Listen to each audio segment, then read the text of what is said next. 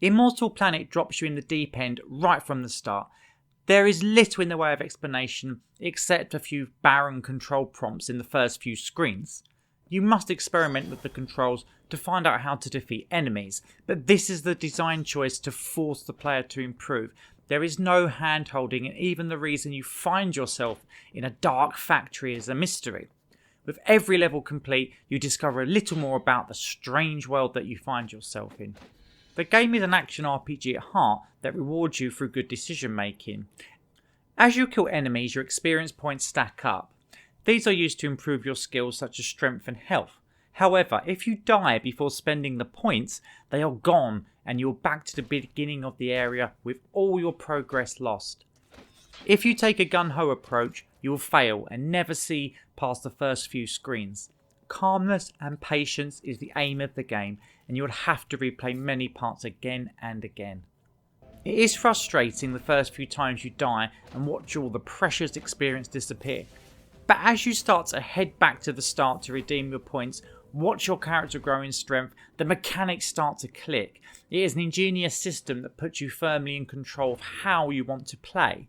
The ultimate risk and reward is taking on more enemies just before you run out of health and then cashing in. However, each time you upgrade or rest, you start the level again.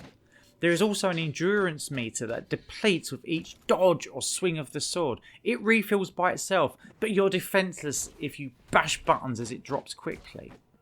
You get real satisfaction from learning the enemy placement, and before long you're taking down each one with a single barrage of attacks. Secondary weapons such as magic and guns, found as you progress, allow you to do big damage. They are wasted on smaller enemies though, and usually best saved for the bosses, as each life only allows a certain amount of spells or ammo. Upgrading your stats becomes key. Your total ammo at the start of each life is increased as you level up. Making the decision between increasing your main attacks or your secondary weapons really depends on how you're approaching the game. The controls are decent and precise. You feel as though any mistakes are your own. Collision detection is loose enough that you can use multiple angles to attack, and you're empowered to create strategies. The amount of attacks is varied, as are the enemy types and weapons. You have the option of 3 different types of characters at the start of the game, each with their own strengths and weaknesses. This game is more about you and your improving skills though, and not so much about the weapons and the items. Having a great sword is worthless if you're not learning how to use it.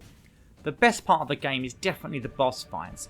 You feel a real sense of dread as they approach, as they deliver some serious damage. You have to take full advantage of your dodge skills to win, and there will be lots of trial and error in learning the patterns. Once a boss is defeated, you can move on to the next level.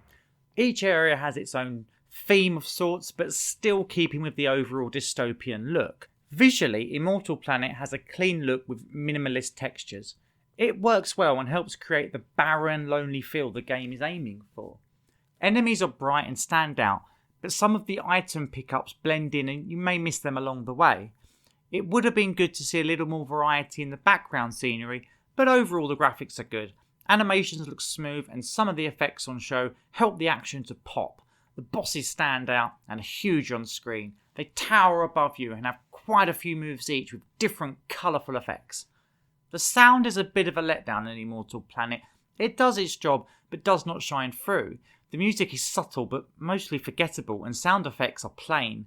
This kind of game does not need much to set the mood, but we would have appreciated a little more tension being built throughout the stages.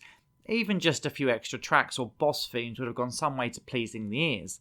The sound suits the minimalist setting though, and any more may have spoiled the feel of the desperation. Immortal Planet sets its stall out to be challenging, engaging and different. It's a classic, easy to learn, hard to master RPG that has that one more try feel. You will want to come back to beat that boss or discover that pickup being guarded by a tough foe. You will get a lot of satisfaction with the slow and sure progression, and each little battle feels like a huge victory. It does get a little repetitive at times, but the variety of attacks allows for different strategies. Those looking for a game that will tax the skills and the brain will enjoy this one. The futuristic setting with sword-style gameplay is refreshing, and you become invested in finding out why you're trapped in the endless cycle of death and resurrection. There is a lot of bang for your buck, with lots of replay value. The constant progression of your character and variety of weapons means you can play through the game in many different ways.